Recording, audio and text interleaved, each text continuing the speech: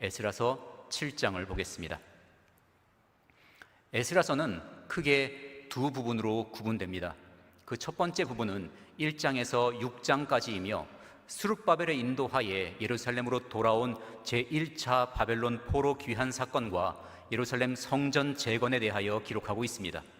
그리고 그 두 번째 부분은 오늘 상고할 7장에서 마지막 장인 10장까지로 에스라가 중심이 된 제2차 포로 귀환 사건과 그가 주도한 이스라엘의 신앙 개혁에 대하여 말씀하고 있습니다. 1절에서 5절까지 함께 읽겠습니다.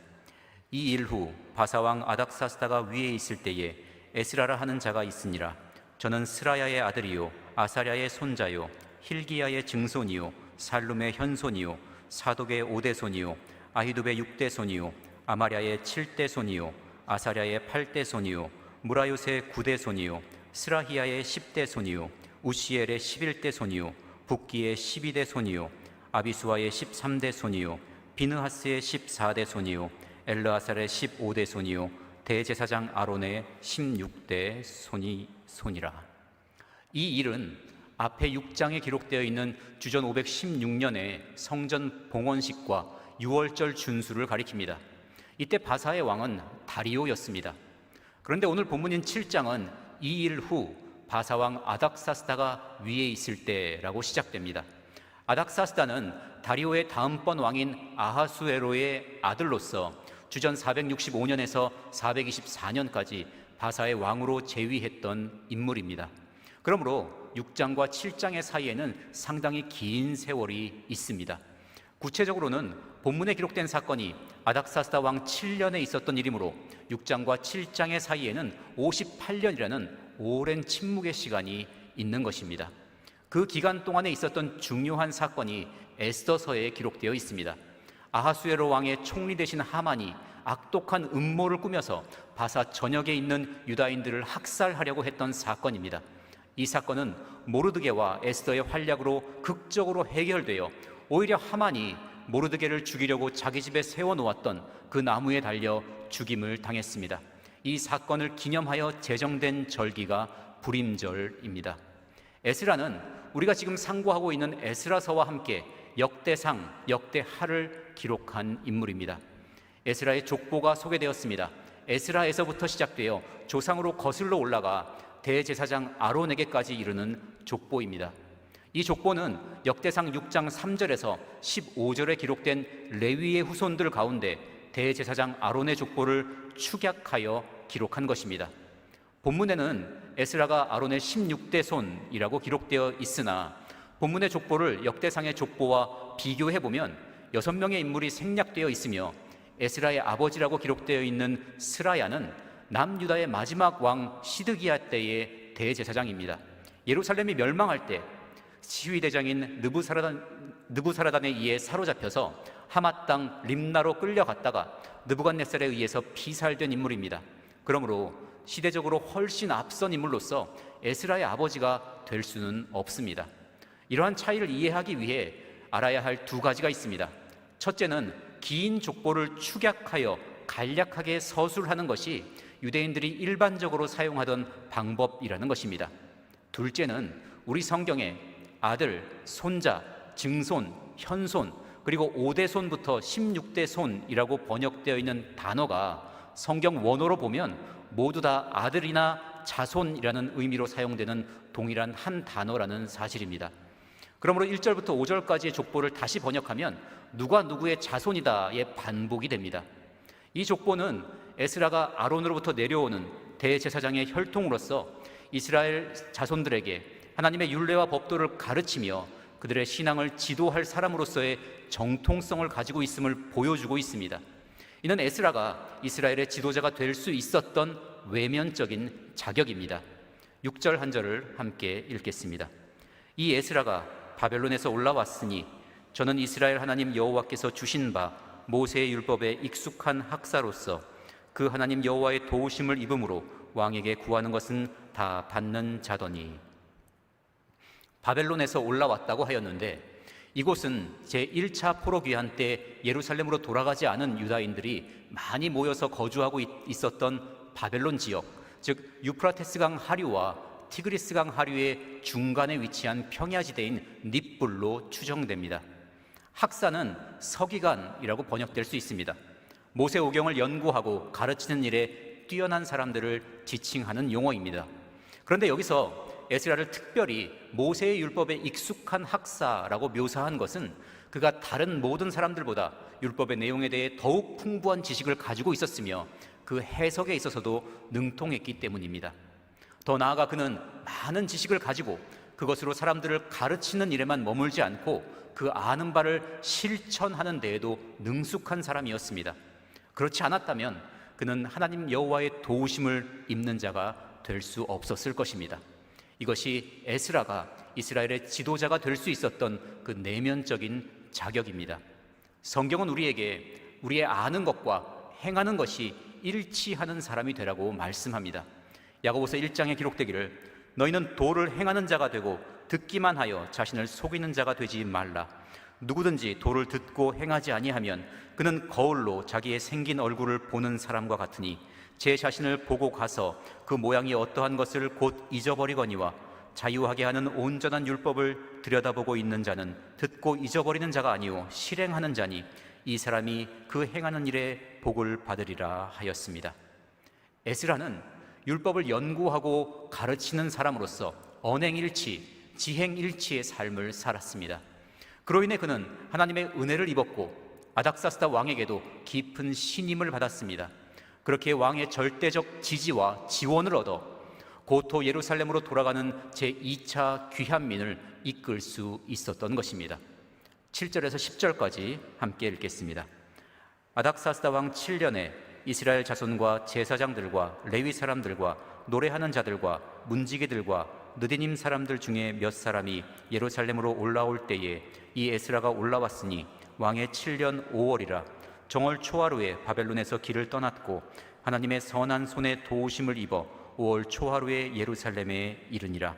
에스라가 여호와의 율법을 연구하여 준행하며 율례와 규례를 이스라엘에게 가르치기로 결심하였었더라.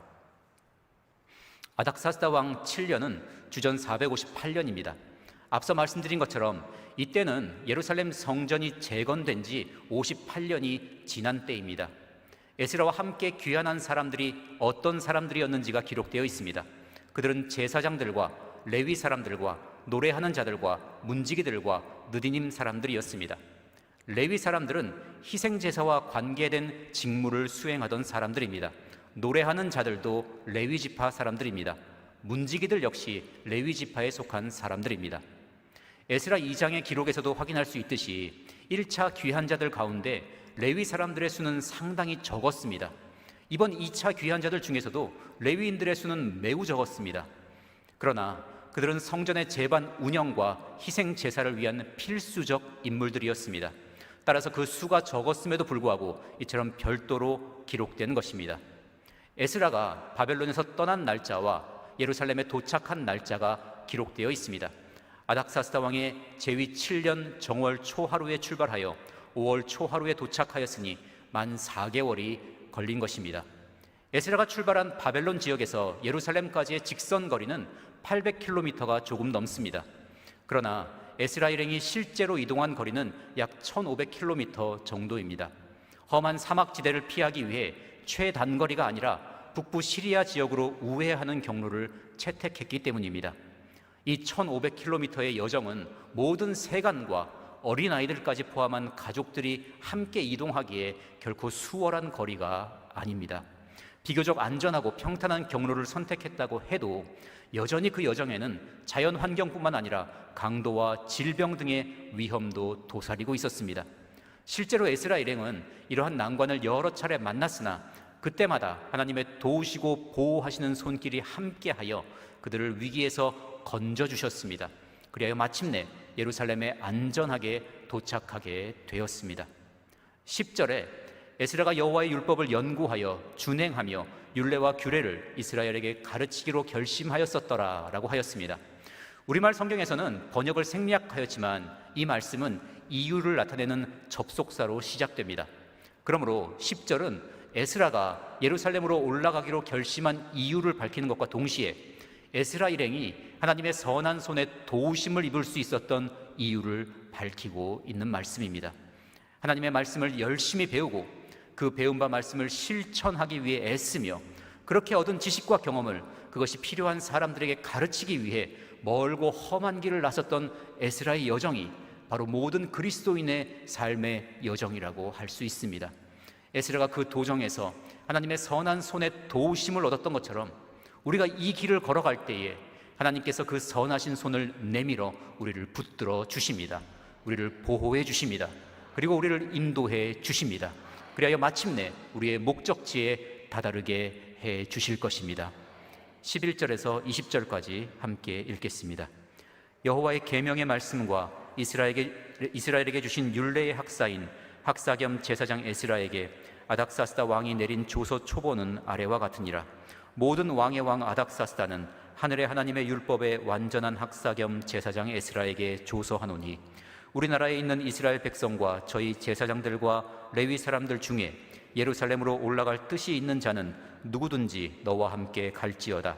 너는 네 손에 있는 네 하나님의 율법을 조차 유다와 예루살렘의 정형을 살피기 위하여 왕과 7 모사의 보냄을 받았으니 왕과 모사들이 예루살렘에 거하신 이스라엘 하나님께 성심으로 드리는 은금을 가져가고 또 내가 바벨론 온 도에서 얻을 모든 은금과 및 백성과 제사장들이 예루살렘 그 하나님의 전을 위하여 즐거이 드릴 예물을 가져다가 그 돈으로 숫송아지와 순양과 어린 양과 그 소재와 그 전제의 물품을 신속히 사서 예루살렘 네 하나님의 전 단 위에 드리고 그 나머지 은금은 너와 너의 형제가 선히 여기는 일에 너희 하나님의 뜻을 조차 쓸지며 네 하나님의 전에서 섬기는 일을 위하여 내게 준 기명은 예루살렘 하나님 앞에 드리고 그 외에도 네 하나님의 전에 쓰일 것이 있어서 네가 드리고자 하거든 무엇이든지 왕의 내탕고에서 취하여 드릴지니라.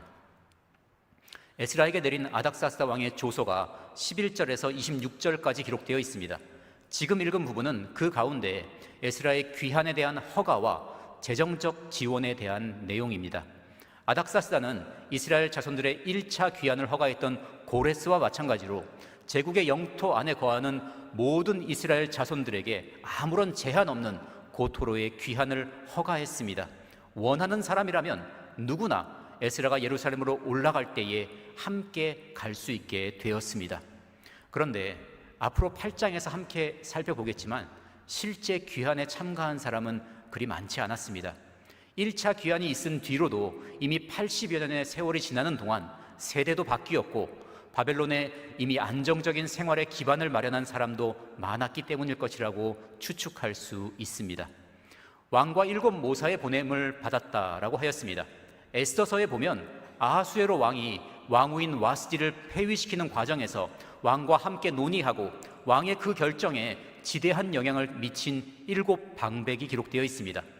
이를 통해 여기에 이 7 모사가 어떤 지위와 역할을 하는 인물들이었는지를 알 수 있습니다. 그들은 왕의 최측근에서 제국의 정책과 방향에 대한 조언을 하고 왕과 함께 논의하며 중대사를 결정할 수 있는 사람들이었습니다. 그러므로 왕과 7 모사의 보냄을 받았다는 조서의 내용은 에스라와 이스라엘 자손들의 예루살렘 귀환 허가가 왕의 즉흥적이거나 독단적인 결정에 의한 것이 아니라 바사 제국의 공식적인 논의를 거쳐서 확정된 정책이라는 것을 말해주는 것입니다. 에스라가 예루살렘으로 가지고 가서 제사에 드려질 제물을 살 수 있는 자금은 3곳으로부터 마련되었습니다. 왕과 모사들이 제공하는 은과 금이 그 첫 번째입니다. 바벨론 지역에 거주하는 이스라엘 자손 외에 다른 사람들에게서도 경제적 지원을 받았습니다. 3번째는 백성과 제사장들이 예루살렘 그 하나님의 전을 위하여 즐거이 드릴 예물이 있었습니다. 그리고 추가로 필요한 것이 있으면 왕의 내탕고에서 그것들을 제공받을 수 있게 되었습니다. 여기서 내탕고란 수산성에 있는 왕과 왕실의 재산을 보관하고 관리하는 곳이 아니라 지방이나 식민지에서 징수된 세금을 관리하는 그 지방에 있는 관청을 말합니다. 21절에서 24절까지 함께 읽겠습니다. 나 아닥사스다 왕이 강서편 모든 고지기에게 조서를 내려 이르기를 하늘의 하나님의 율법의 학사 겸 제사장 에스라가 무릇 너희에게 구하는 것은 신속히 시행하되 은은 100달란트까지 밀은 100고루까지 포도주는 100밭까지 기름도 100밭까지 하고 소금은 정수 없이 하라. 무릇 하늘의 하나님의 전을 위하여 하늘의 하나님의 명하신 것은 삼가 행하라. 어찌하여 진노가 왕과 왕자의 나라에 임하게 하랴. 내가 너희에게 이르노니 제사장들이나 레위 사람들이나 노래하는 자들이나 문지기들이나 느디님 사람들이나 혹 하나님의 전에서 일하는 자들에게 조공과 잡세와 부세를 받는 것이 불가하니라 하였노라. 에스라에게 내린 아닥사스다 왕의 조서 가운데 그의 귀환과 성공적 임무 수행을 지원하기 위해 강 서편 모든 고직이, 즉 왕의 내탕고를 관장하던 관리들에게 내린 명령이 기록된 부분입니다. 은은 100달란트까지라고 하였는데 한 달란트는 34kg에 해당하므로 이것을 환산하면 3.4톤이 되는 양입니다. 밀은 100고르까지라고 하였는데 한 고르는 220리터입니다. 포도주는 100밭까지, 기름도 100밭까지 제공되었는데 1밭은 22리터 정도입니다. 그리고 소금은 정수 없이 제공받을 수 있었습니다. 당시에는 소금도 매우 귀한 물품이기는 했지만 강 서편 지역은 사해 등지에서 소금이 풍부하게 생산되었기 때문에 정수 없이, 즉 제한 없이 지원받을 수 있었습니다. 예루살렘 성전에서 하나님께 제사를 드리는 제사장들과 레위인들, 그리고 성전의 관리를 맡은 사람들에게 대한 세금이 면제되었습니다. 바사 제국에서 점령지나 식민지의 신전에서 일하는 제사장들과 관리들에게 면세 혜택을 주는 것은 특별한 일은 아니었습니다. 여하튼 이 조치는 아직 규모가 그리 크지 않은 이스라엘 공동체로부터 생활을 위한 충분한 지원을 받기 힘들었던 레위인들에게 큰 도움이 되었을 것입니다. 25절에서 26절까지 함께 읽겠습니다. 에스라여, 너는 네 손에 있는 네 하나님의 지혜를 따라 네 하나님의 율법을 아는 자로 유사와 재판관을 삼아 강서편 모든 백성을 재판하게 하고 그 알지 못하는 자는 너희가 가르치라. 무릇 내 하나님의 명령과 왕의 명령을 준행치 아니하는 자는 속히 그 죄를 정하여 혹 죽이거나 정배하거나 가산을 정몰하거나 옥에 가둘지니라 하였더라. 에스라에게 내린 아닥사스다 왕의 조서 마지막 부분으로 에스라에게 주어진 행정 및 사법의 권한을 명시하고 있는 부분입니다. 아닥사스다 왕은 에스라에게 예루살렘 성전에서 이루어지는 일들을 결정하고 집행할 수 있는 권한뿐만 아니라 백성들을 다스릴 유사와 재판관을 임명할 수 있는 권한과 그들의 지시를 따르지 않는 자들을 처벌할 수 있는 권한도 주었습니다. 유사 그리고 재판관은 그 이름의 의미만으로는 어떤 차이가 있는 직책인지를 명확히 구분하기 어렵습니다. 아마도 유사는 종교적인 문제나 관습적인 문제를 다루는 직책이고 재판관은 법률과 정치적인 문제를 관장하는 직책일 것입니다. 강 서편의 모든 백성이라고 하였는데 이는 실제 유프라테스강 서편에 거주하는 모든 사람들을 의미하는 것이 아니라 그 지역에 있는 유다 공동체에 속한 사람들만을 의미하는 것입니다. 한 가지 주목할 것은 아닥사스다 왕이 에스라에게 어떤 사람을 유사와 재판관으로 임명하라고 하였는가 하는 것입니다. 유사와 재판관이 될 수 있는 자격은 내 하나님의 율법을 아는 자였습니다. 여기서 안다는 것은 지식적으로만 알고 있는 것이 아니라 그 지식에 진심으로 동의하고 실제로 그 지식을 자신의 삶의 원리로 삼아서 실천하는 데까지 이르는 것을 말합니다. 이 말씀을 상고해 보면서 물론 현재의 민주주의 시스템과 고대의 왕정 체제를 단순히 비교할 수는 없지만 오늘날 우리 국가와 사회를 이끌어가고 있는 각계각층의 지도자들, 특히 정치와 행정과 사법의 지도자들과 관료들이 이러한 기준에 따라 임명되거나 이러한 기준에 따라서 행동한다면 얼마나 좋을지를 생각해 보게 됩니다. 우리는 하나님의 법도를 알고 하나님을 두려워하는 사람들이 정치와 행정과 사법의 영역에 더욱 많아지기 위해서 기도해야 할 것입니다. 아닥사스다는 에스라에게 네 손에 있는 내 하나님의 지혜를 따라 이 일들을 하라고 하였습니다. 이 또한 우리가 반드시 기억해야 할 교훈입니다. 예루살렘에 도착한 에스라에게는 해야 할 일들이 산적해 있었습니다. 앞에서 살펴본 10절에 에스라가 여호와의 율법을 연구하여 준행하며 율례와 규례를 이스라엘에게 가르치기로 결심하였었더라라고 하였는데 이 말씀은 당시 예루살렘에 거주하고 있던 이스라엘 자손들이 이 일을 제대로 하지 못하고 있었다는 것을 전제로 합니다. 그들은 율법을 연구하는 일을 게을리했고 자연히 그 율법을 준행하는 일에 나태했습니다. 그러므로 당시 유다와 예루살렘에 거주하던 이스라엘 공동체는 심각한 위기 상황에 있었습니다. 이스라엘 자손들에게 신앙의 위기는 곧 개인의 위기와 또 사회 전체의 위기에 직결되는 문제였기 때문입니다. 그러니 에스라의 사명은 막중했고 그가 해결해야 할 일들은 한두 가지가 아니었습니다. 그런 그에게 반드시 필요한 것이 바로 지혜였습니다. 그에게 필요한 지혜는 자신의 학식에서 나오는 것도 아니고 그의 고결한 성품에서 나오는 것도 아니며 그와 함께 예루살렘으로 귀환한 조력자들에게서 나오는 것도 아니었습니다. 왕과 7 모사들에게서 나오는 것은 더더욱 아니었습니다. 그에게 필요한 지혜는 그의 손에 있는 지혜였습니다. 다시 말해 그가 늘 가지고 있는 하나님의 말씀으로부터 나오는 지혜였습니다. 그 지혜만이 그가 당면한 모든 문제를 옳게 풀어나갈 수 있게 만드는 것이었습니다. 동일한 원리가 우리에게도 그대로 적용됩니다. 우리는 매사를 하나님의 지혜를 따라 판단하고 처리해 나가야 합니다. 그 지혜를 어디에서 얻을 수 있습니까? 그 지혜는 다른 데 있는 것이 아니라 바로 우리의 손에 있어야 합니다. 다시 말해 하나님의 말씀을 늘 가까이 함으로 그 말씀의 인도를 받아야 합니다. 이방인인 아닥사스다 왕이 보기에 에스라는 참으로 지혜로운 사람인데 그의 지혜는 그가 늘 가까이 하고 있는 하나님의 말씀에서 나오는 것이었습니다. 그렇게 그는 이제 자신의 조서를 마무리하면서 에스라를 향해서 너는 네가 늘 하던 대로 네 손에 있는 내 하나님의 지혜를 따라서 백성들을 다스릴 유사와 재판관을 임명하여 그들을 가르치고 지도하라고 말한 것입니다. 오늘 우리가 이렇게 모여서 하나님의 말씀을 상고하는 것도 그 말씀이 우리의 손에 있게 하는 것인 줄 믿습니다. 27절에서 28절까지 함께 읽겠습니다. 우리 열조의 하나님 여호와를 송축할지로다. 그가 왕의 마음에 예루살렘 여호와의 전을 아름답게 할 뜻을 두시고 또 나로 왕과 그 모사들의 앞과 왕의 권세 있는 모든 방백의 앞에서 은혜를 얻게 하셨도다. 나의 하나님 여호와의 손이 나의 위에 있으므로 내가 힘을 얻어 이스라엘 중에 두목을 모아 나와 함께 올라오게 하였노라. 에스라는 아닥사스다 왕과 모사들과 방백들의 호의와 도움을 얻어 이스라엘 자손들을 데리고 예루살렘으로 향할 수 있게 되었습니다.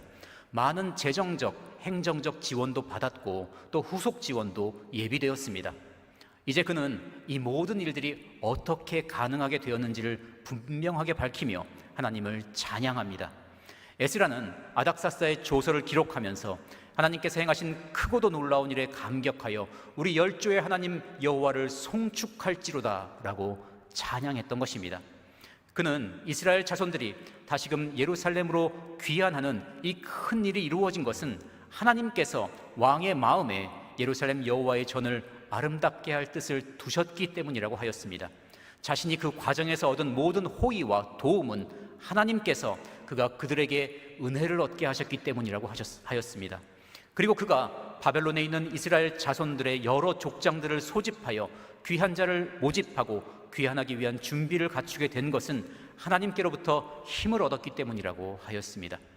에스라는 사건의 이면을 볼 수 있는 신앙의 눈을 가지고 있었습니다. 그가 예루살렘으로 귀환할 수 있게 된 일련의 모든 과정이 실제로 어떻게 진행되었는지를 제대로 바라보았습니다. 그가 얻은 모든 도움은, 그 모든 호의와 도움은 하나님께서 그에게 얻게 하신 것이었고 그가 행한 모든 일들은 하나님께서 그에게 능력을 주셨기 때문에 가능한 일이었습니다. 그러니 그는 감격하여 하나님을 찬양하며 영광을 돌렸던 것입니다. 여러분과 저도 에스라와 같은 믿음의 눈을 소유함으로 사건의 이면에서 섭리하시며 합력하여 선을 이루게 하시는 하나님의 손길을 분명히 보고 깨달아 그 은혜를 송축하며 하나님께 영광 돌리는 일이 더욱 많아지기를 주님의 이름으로 축원합니다. 기도하겠습니다. 주님을 가까이 하기 원하는 모든 성도들을 가까이 해주시는 하나님께 감사를 드립니다. 기록된 주님의 말씀을 가까이 하는 것이 곧 하나님을 가까이 하는 것이고 주님의 은혜를 받고 능력을 입는 길임을 알게 하시니 감사합니다. 저희가 늘 말씀을 듣고 배우며 묵상하고 실천함으로 말씀으로 말미암는 지혜로 충만하게 하시고 그 지혜로서 하나님의 역사하시는 손길들을 분별하게 하여 주시옵소서. 그래야 늘 담대히 주님의 뜻을 준행하고 하나님을 송축하게 하여 주시옵소서. 주 예수 그리스도의 이름으로 기도합니다. 아멘.